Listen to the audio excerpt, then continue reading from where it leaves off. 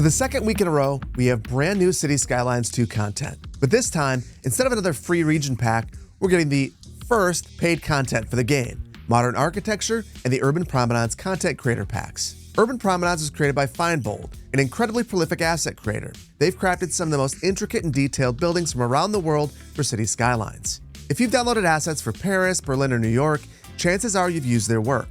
In fact, their Brooklyn reworked assets form the foundation for both Shorewood and Van Buren in Clearwater County. This content creator pack, by my count, features 36 unique growable assets and 5 city service buildings. But more on why my count differs from the description on Steam a bit later on in the video. Modern Architecture, on the other hand, was created by Richard Shi, a brilliant content creator known for their high-quality, beautifully detailed Chinese buildings and city skylines. This pack includes 22 new city service buildings, many of which have very compelling upgrade paths. Each of these packs is priced at $7.99 USD. And if you originally purchased the Ultimate Edition of Cities Skylines 2, they're included with that purchase. In this video, we'll take a detailed look at each of the assets, we'll compare the service buildings to their vanilla counterparts, I'll explore how the new assets fit into existing cities, and I'll share my overall thoughts on the packs, including whether I think they're worth picking up, and which pack I'd pick up first if I were only able to get one. If you're planning on picking up one or both packs, hit the like button. And if you're holding off for now, hit the like button for that too, and let me know your thoughts in the comments below.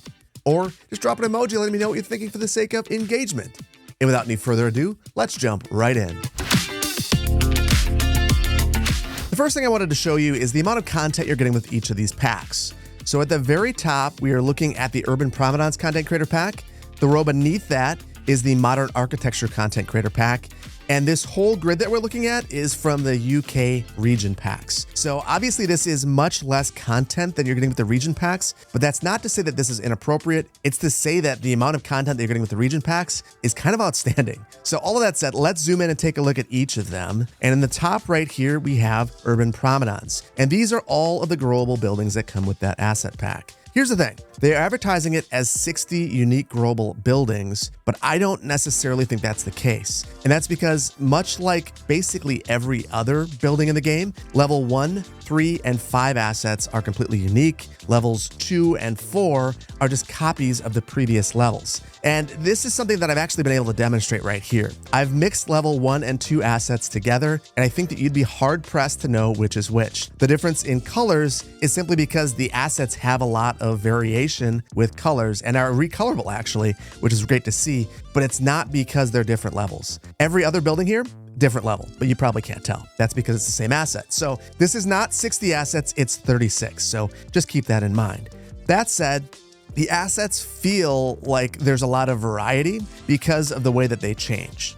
So these right here are some of the corner pieces. These are the left corners. And we have a level 1, 3, and a 5 building. And the design and the building materials fundamentally change as they level up. So not only are they getting taller, but the exterior facades are changing, the window placement's changing. And I think it's a really bold decision, and it really works well. It actually reminds me a lot of plazas and promenades in that regard. And then if you look at the top, it reminds me a lot of the Green Cities DLC for Cities Skylines 1, because it has the green roofs and the natural wood. I think it all really works well together. And because the materials are so different, as you start to combine some of these buildings, they get really, really different. And the blocks, every block will be different, even though there's only 36 assets here. So right here are all the corner pieces. The left 3 are the left corners. The right 3 are the right corners. And the different depths are demonstrated here as well. So we've got 2 units, 3 units, and 4 units. And these are different widths as well. So these are 2, 3, and 4. And as we look at these, you can see that these are all very attractive buildings. They don't have parking. They all have a very similar architectural style, but they all feel very unique and different from one another. Now, as we cross this road right here, we get to the middle pieces. And what you're going to see is that these blend in well with those pieces, but they also all have their own very unique architectural style. Now, here things are a little bit different. So we've got 2 different types of 2-unit deep pieces. Some that are 2 units wide, some that are 3 units wide.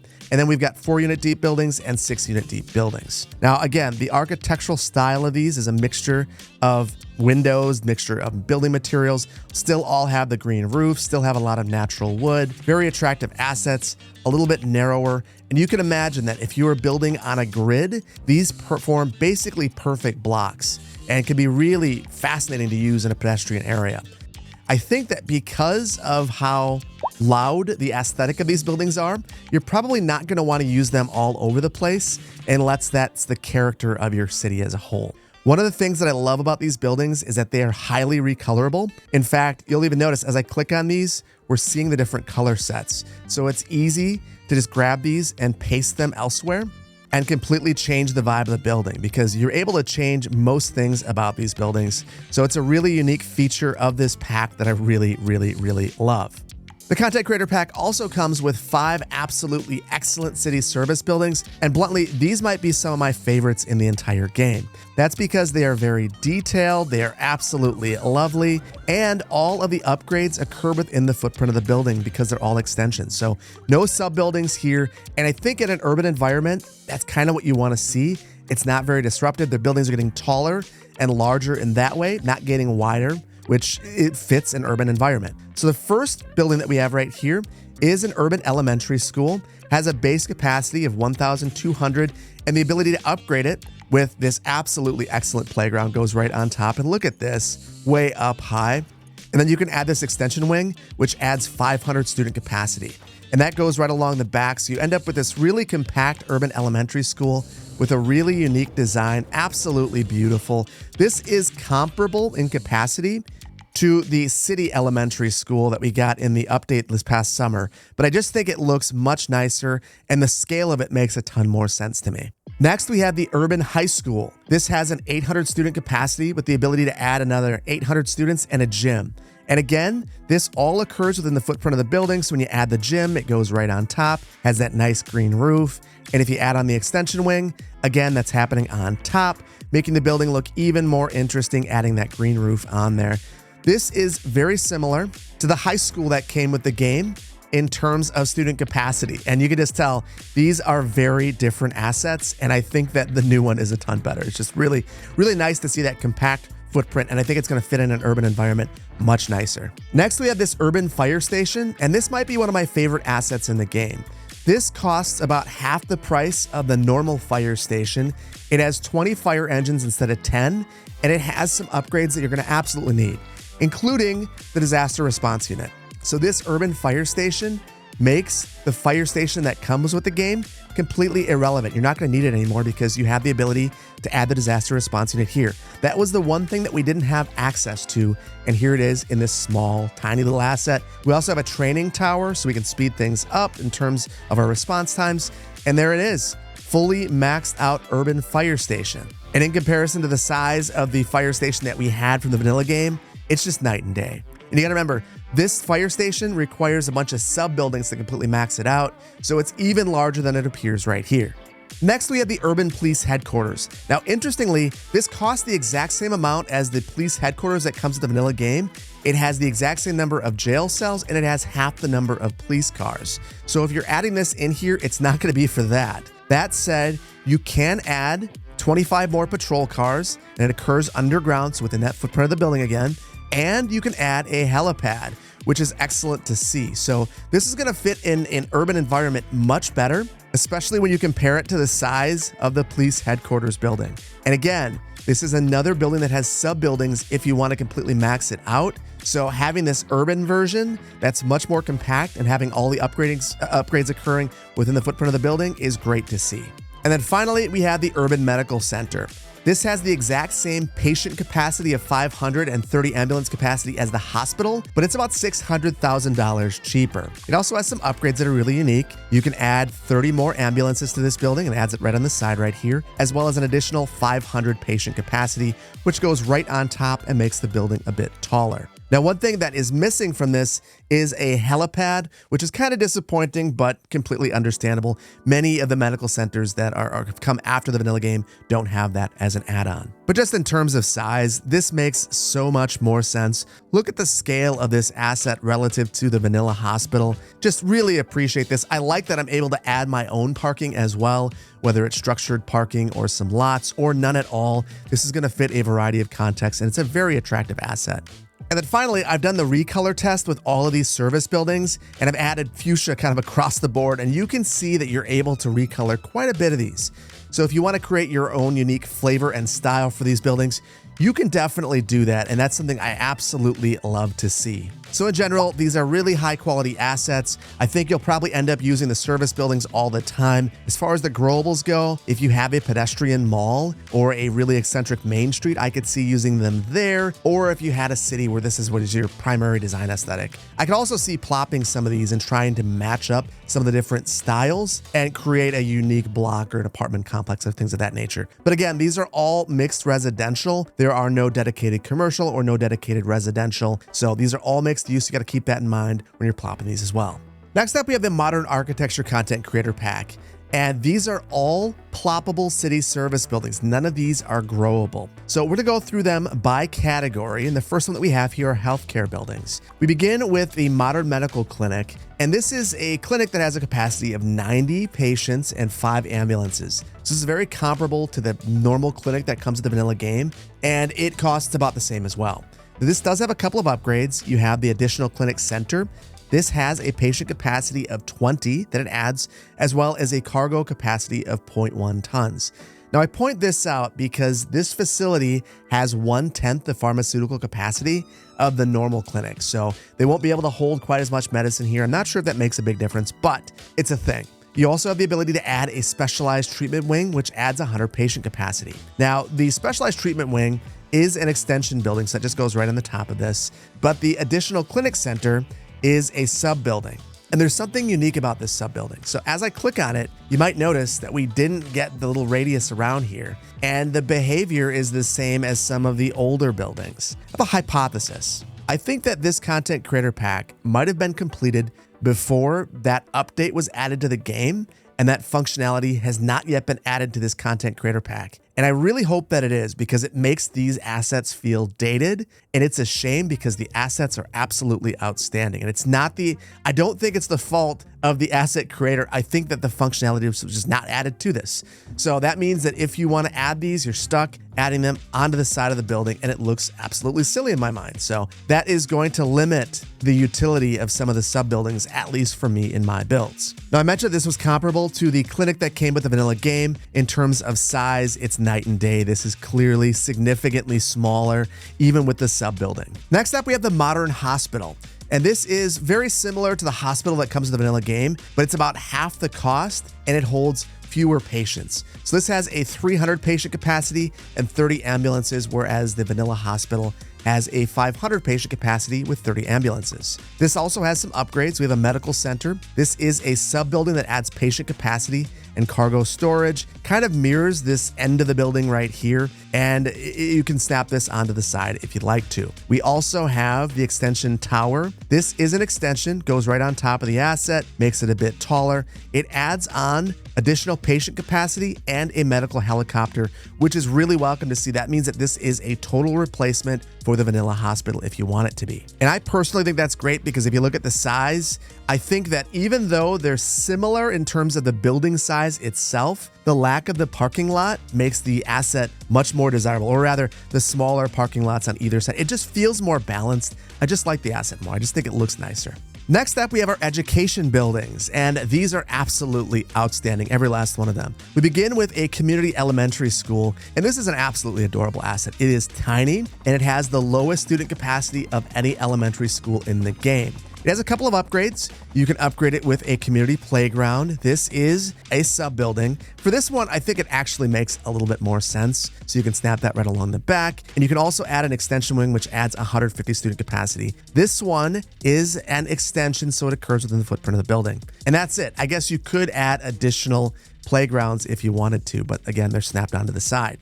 This is most comparable in terms of capacity and price to the small elementary school. I think that in terms of the size, they're about the same as well, and it's a much more attractive asset in my opinion. The big difference here is that you can add unlimited extensions with this building to increase capacity, and with this community elementary school, you can't do that. That said, this one is $25,000 and the small elementary school is $40,000, so this is very cheap as well. Next, we have one of the most attractive high schools in the game, the Modern High School. This has a 650 student capacity and a few upgrades. So this is very comparable to the small high school in terms of cost and capacity. You can add on this mindfulness room, which reduces students' stress, so it improves their well-being, and that goes right onto the front. We also have this additional teaching building. This adds 300 student capacity. This one is a sub-building, so you can add this onto the back. And then we also have a student dormitory, which adds extra capacity to the high school as well. So I'm not sure if this is supposed to be kind of a private high school or something of that nature,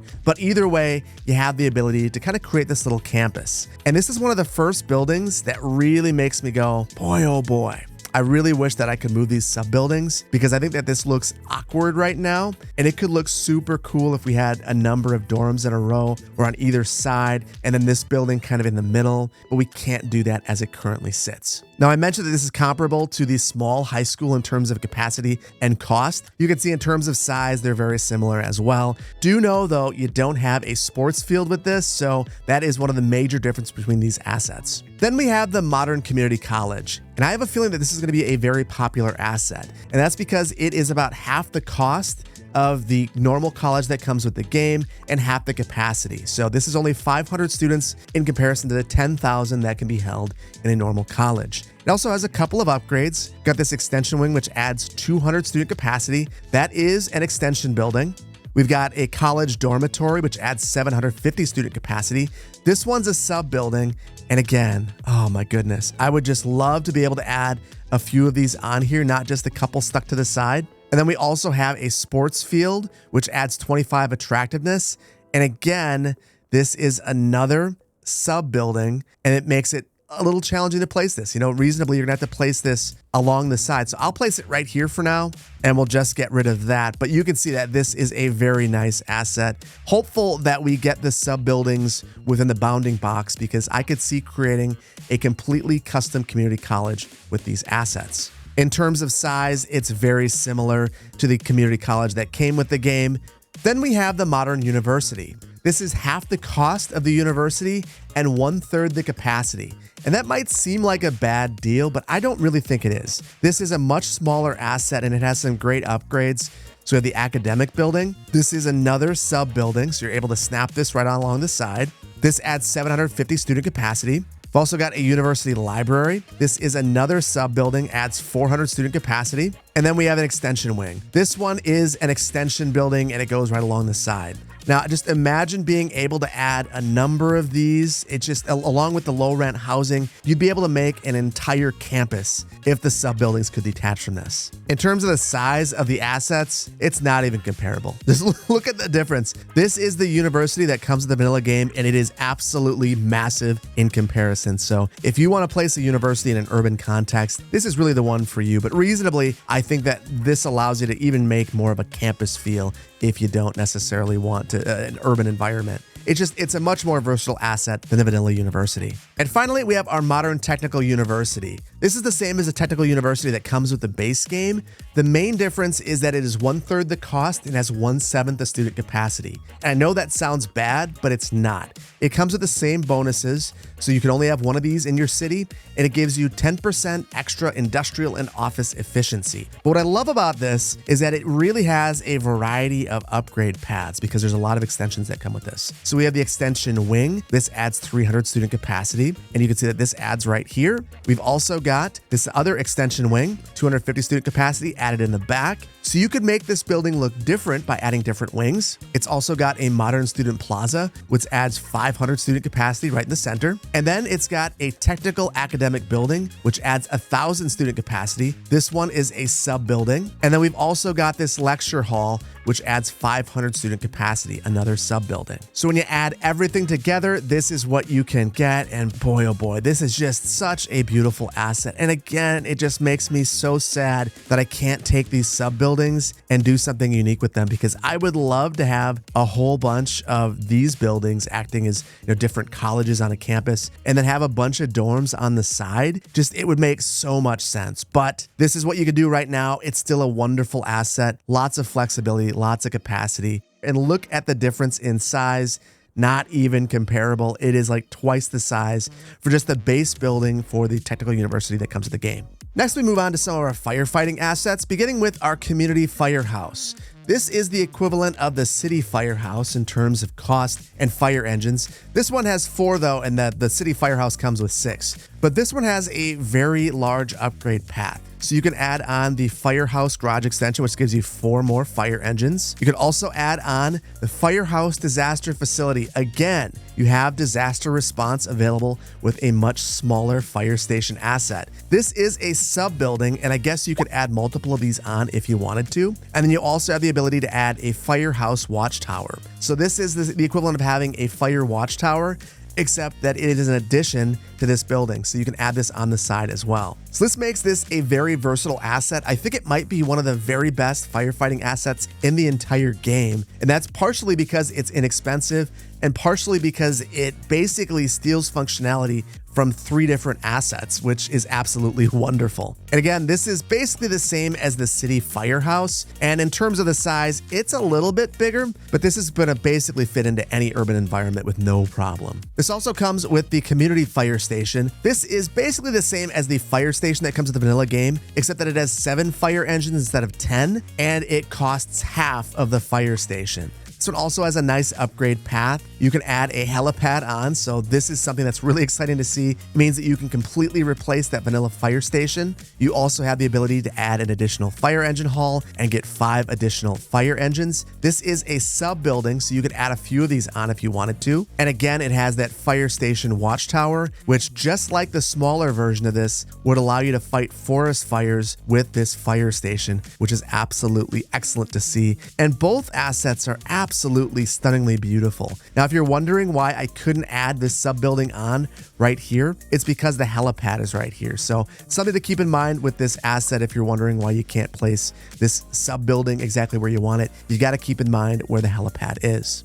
Now, in comparison to the fire station that comes with the vanilla game, again, very, very, very small in comparison. Even with the sub buildings, it's much smaller than the vanilla asset, which again has its own sub buildings. Next, we move on to police, and for this one, we only have 1 police station, the modern police station. This is the equivalent of the police station that comes with the vanilla game. It has 25 cells and 5 cars, just like that vanilla police station. This one also has a nice upgrade path. You can add a helipad onto this small police station, which is absolutely amazing to see. So you can have helicopters here as well. You can also add on an investigation team building and get 4 more patrol cars. This one is a sub building, so keep that in mind. You also have the ability to add on a small jail, 10 extra capacity here. Again, another sub building. So this one has significantly more potential than the police station that comes with the vanilla game. In terms of size, you can see that this one is bigger, but not by a lot. What you're really looking at is a facility that is oriented just a little bit differently.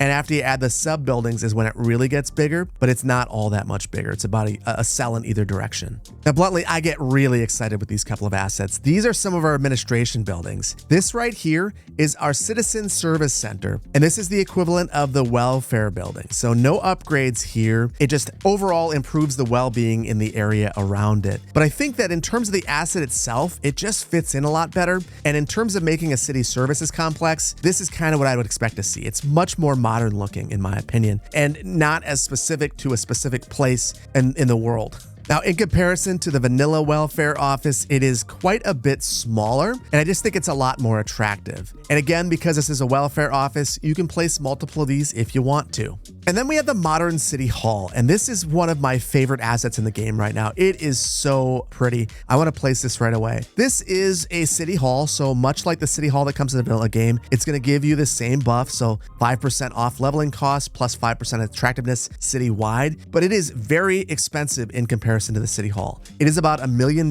more, and it doesn't have the same upgrade path. So this only has 1 extension, the extension wing, which decreases building leveling costs and increases attractiveness. This goes in the center and it adds this little piece right here that kind of reminds me of the Target logo, but I think it still makes the building look very, very nice. But just know that you're not going to receive the same level of benefit that you would by placing the normal city hall where you get the planning office and the courthouse. That's not possible with this one. Either way though, it's a very attractive asset, but do know that this one costs more upfront and it costs more for ongoing ongoing maintenance. But bluntly, I don't care because this is significantly smaller and it feels much more contemporary in my opinion. I also love that the parking lot, even though it's right up front and very prominent, which I think is very strange, it's not as prominent as the City Hall that comes with the vanilla game. So I think it's a great improvement in that regard. Now, if you're a fan of transit, you're going to love the next few assets. We're going to start out with the most basic of them. It's just a basic local bus station. This has 5 platforms and is very comparable to the bus station that comes with the vanilla game. The big difference is it has 1 less platform, but you do have the ability to add on 5 more, and that just goes in the back right here. You can see it turns that parking lot into another set of platforms. You can also add on a bus service station,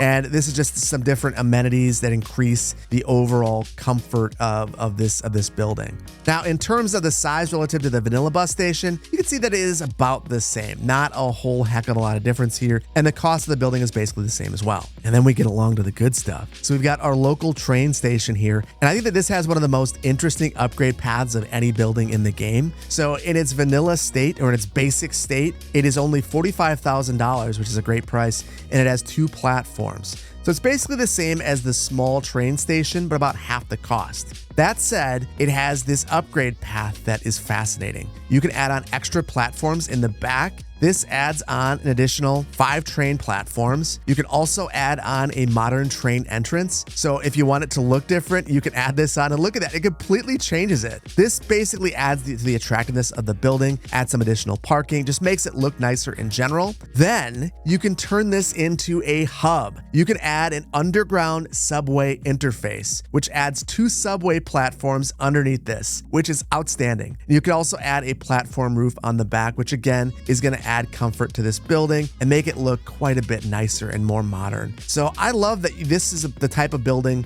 that you could keep adding to as your city is growing, as your transit needs grow. And really, this could be a building that just continues to change over time. Or you could have a specific version of it in one part of your city and another version in another part, and it will just feel completely different. Now again, this asset is very comparable to the small train station, and in terms of size, it is going to be bigger even in its basic form, but you're going to want to reserve significantly more space if you want to be able to expand this over time. But it's going to be an asset that I think so many people are going to love.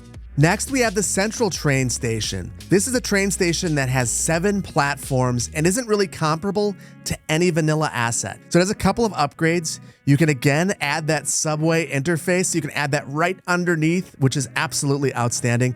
This adds on an additional 2 subway platforms. You can also add on this elevated concourse. This adds on 4 more train platforms, and look at what this does to the asset. So just 4 basic lines coming in right here. You add this, you get 2 more, and it adds those really nice escalators right down. Love that so much. And then you can also add on this office building. So this goes on to the side here, just a place where your transit company could operate out of, which is absolutely outstanding. I don't know that this does anything beyond that, just look neat, but you have the ability to add it on as well, which is really cool to see. Now, I said there was no vanilla equivalent to this asset, but if I had to choose one, it would likely be the historic Central Train Station from the German region pack. And in terms of size, this thing looks massive in comparison to that one. So you're going to want to save a lot of space if you want to place this thing in your city. And then we have our subway stations, and I have a feeling that many of you are going to love these assets. First up, we have the modern metro station. This is a completely underground asset. It is very similar to the small underground subway station that comes with the vanilla game, except that it's a quarter the cost and has half the comfort. So this one has 2 platforms to begin with, and you can add 2 more on if you'd like to. You can also add on this entrance roof, which increases the comfort to be similar to that of the underground subway station. And in comparison to the vanilla asset, you can see that it is quite a bit bigger. You're going to need to reserve about twice the footprint. This is also angling in a different direction. So even though the lines are going in the same direction, the building itself is going in a different direction. So there's a little bit of versatility there as well. Then we have an asset that I think many people are going to love. This is the modern subway station. So this is kind of the equivalent of the small overground subway station in that it's above ground, and this is only $20,000, so it's very inexpensive. This has an amazing upgrade path though, an absolutely amazing upgrade path. So you can add an underground subway interface. So again, this is another hub. So if you wanted to be able to interface between an underground metro system and an above ground system, boom, there you go. So you could use this as your light rail and that as your subway and have them connect up right here. You also have a platform roof, which increases the comfort. And look at what this does to this asset. It is absolutely stunningly beautiful. Love this so much. Just a wonderful asset all around. And again, this is the equivalent of the small overground subway station. And in terms of size, it is about twice the size because of the parking that's in the front of it. So I could see mixing these together and maybe only using this one where you absolutely need to have an interface with an underground system or in a suburban area where parking is going to be really beneficial. Next, we have a couple of large parks and they are stunning. So this one right here is called the Community Central Park. It's $63,000 and adds 18 attractiveness to your city.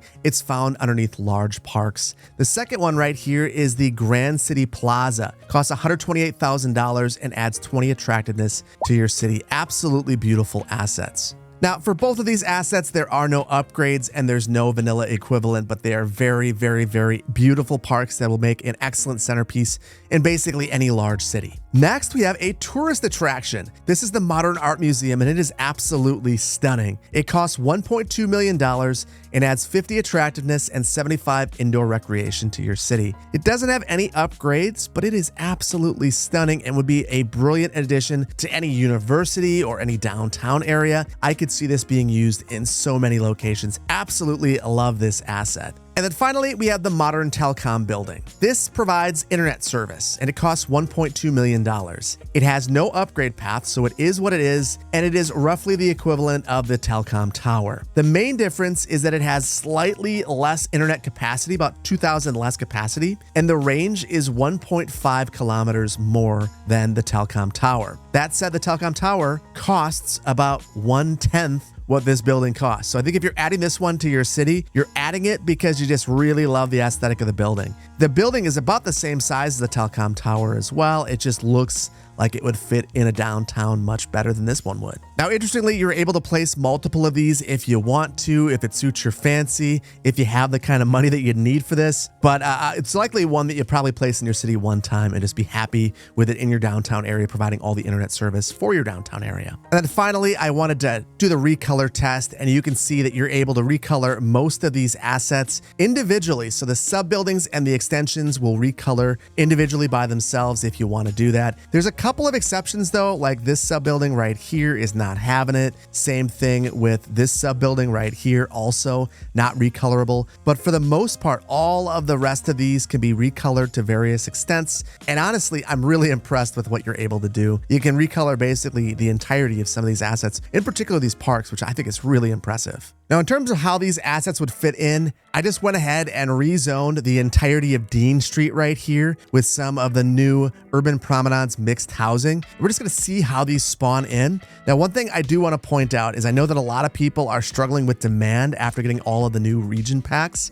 Do know that if you don't have Bye Bye Homeless, which was just updated, you might struggle with demand if you've rezoned a large area. That's something I actually dealt with on stream and here in Magnolia County, and adding Bye Bye Homeless and eliminating all the homeless brought my demand back to where it's supposed to be after a couple minutes of simulation. And after kind of just haphazardly zoning this in, you can see that these look really outstanding. I love the way that these look, especially at street level. And when you're way up here, it definitely has that Green Cities vibe, at least in my opinion. But it feels very mixed use downtown center. And just imagine if this were a pedestrian street, how much better it would feel on top of that. So very nice assets, very eclectic. And because of the amount of recoloring that's occurring naturally and the number of different building meshes that you're seeing right here, it really feels different and unique and very, very good. And as these level up, you can imagine that it's going to feel even more varied and even more organic and natural and very interesting to look at. And even though I didn't put this in a perfect grid, I still think it looks okay with the corner pieces, a couple of blank walls, but for the most part, I think it looks really, really, really good. Very beautiful assets. And then finally, I decided to add a bunch of these new assets to Paradise Bay. This is not actually going to be like this. It's not canon or anything like that. It's just me experimenting a bit. But you can see what this new train station looks like. It is very nice. It fits in very nicely where the other train station was. That was our medium train station. Also added this brutalist looking bus station right here.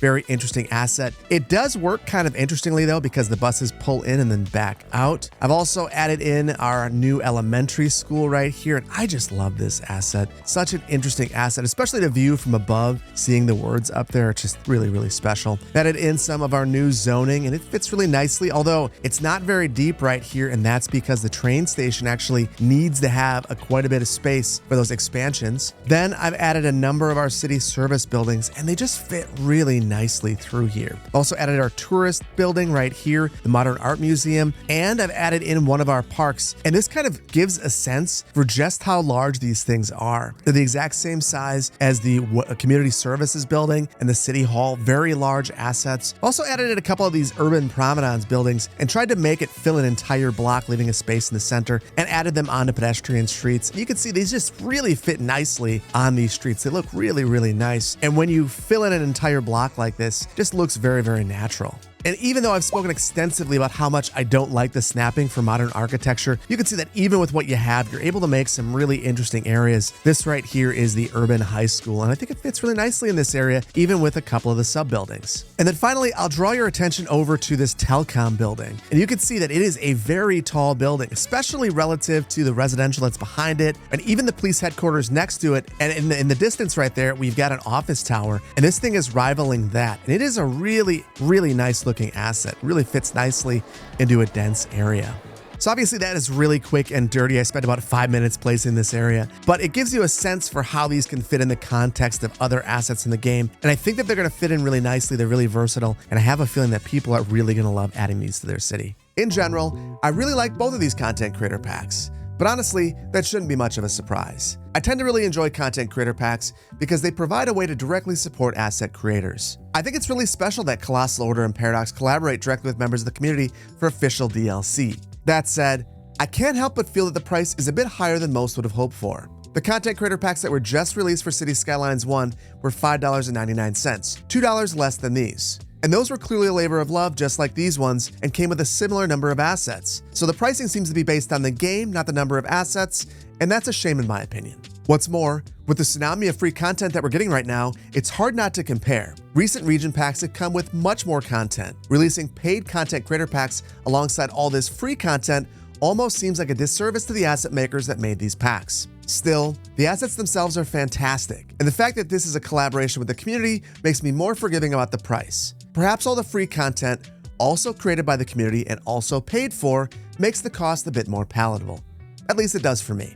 As for which of these content creator packs I pick up first, my vote would go to the Modern Architecture pack over Urban Promenades. That's likely because I'm biased towards buildings that you directly interact with, and I think you might be as well.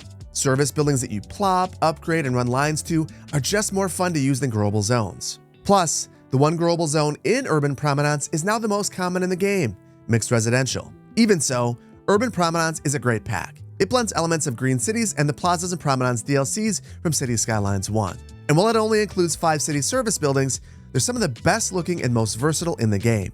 I plan to use them everywhere. They might even be my favorite assets from either pack. But Modern Architecture still wins for me because it fills so many gaps perfectly. A small fire station with a disaster response unit? Check. A small modern affordable hospital? Check. Smaller education buildings that expand over time? Yep, got those too. It also includes a beautiful modern city hall, a welfare office that fits anywhere, and some of the best transit facilities in the game right now. These are the kind of buildings that you use everywhere in your city. The ones that you interact with constantly, and they never feel old. Whether you're building one megacity or a multi-city region, they'll always have a place. I also love the way that all the building extensions work. They fit seamlessly right into the footprint of the building. That said, I hope the sub-buildings get fixed. Right now, they stick out like a sore thumb, and they feel like they're stuck in a land before time, and that's really frustrating. In my opinion, they're beautiful assets held back by a lack of feature implementation that we've all become accustomed to. And because of this, some of the potential of the pack is held back, such as the ability to create a completely custom university. Ultimately though, these are both great expansions. If you're looking for more content and can afford it, I think you'll enjoy the asset diversity added by both packs. And with that, we're going to leave it here, and I really hope that you've enjoyed this one. If you did, please hit the like button. If you're not subscribed to the channel, please consider doing so. And I want to thank you so much for your time today. There's a million things that you could have been doing. You decided to go over these content creator packs with me instead, and I appreciate that. Thank you so much, and I can't wait to see you in the next one. Take care. Bye-bye.